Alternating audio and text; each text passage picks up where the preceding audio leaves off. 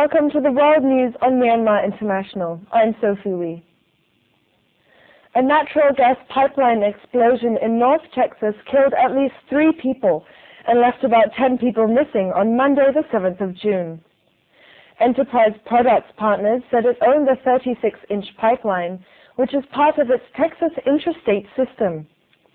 The explosion was 15 miles south of Godley, Texas. The blast was originally thought to be an oil well explosion. An electrical crew was digging a hole when it struck the gas pipeline, an emergency spokesman in Hood County, Texas said. 8 people were wounded on Monday the 7th of June when a train carriage derailed off tracks and caught fire in Scotland. Network Rail Route Director for Scotland, David Simpson, said that a landslide caused the Glasgow-Oban service to derail at Loch Awe in Argyll. Yeah, the cause of the derailment appears to be a boulder that's fallen down from the surrounding rock face onto the track, which the train appears to have struck. The train ended up balanced over a 50-foot embankment. Further investigation into the cause of the derailment is underway. Muslim leaders rallied round Turkey at a regional summit on Monday the 7th of June, backing their host's call for Israel to end its blockade of Gaza immediately and face international punishment for its deadly raid on an aid ship. Israel's storming of the Turkish ship and killing of 9 people a week ago has loomed over the Eurasian and Middle East security talks in Istanbul, which began on Monday and will move to a full summit on Tuesday the 8th of June. Once close allies, Israel and Turkey's relations have been on a downward spiral since Turkish Prime Minister Tayyip Erdogan began championing the Palestinian cause after an Israeli offensive in Gaza in December 2008.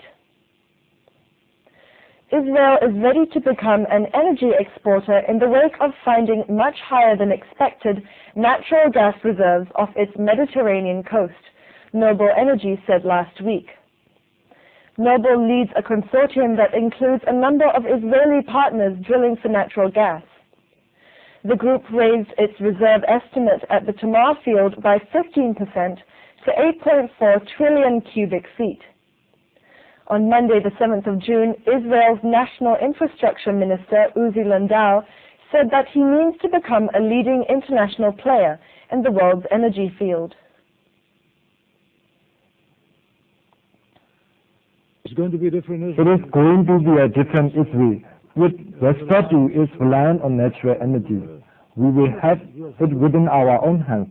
We shall be able also to provide the southern part of Europe with additional energy. And of course, from an environmental point of view, it will be a much cleaner environment.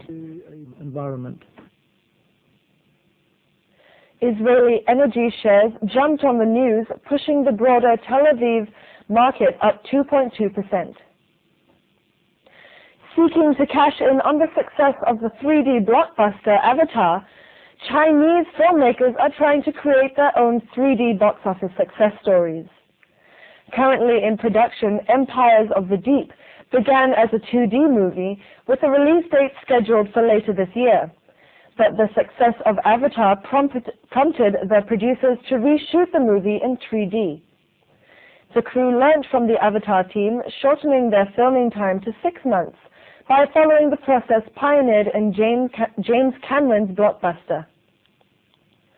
The production company even hired Avatar crew member Anthony Arndt as a stereographer consultant.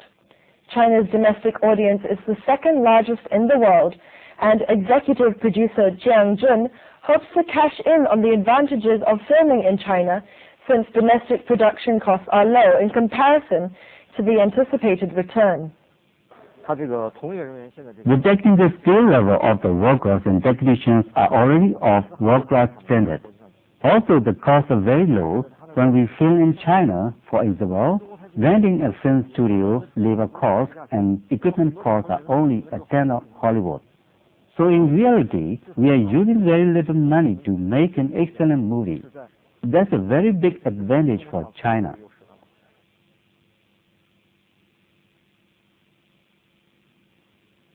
That's the end of the World News on Myanmar International. I'm Sophie Wee, and thank you for watching.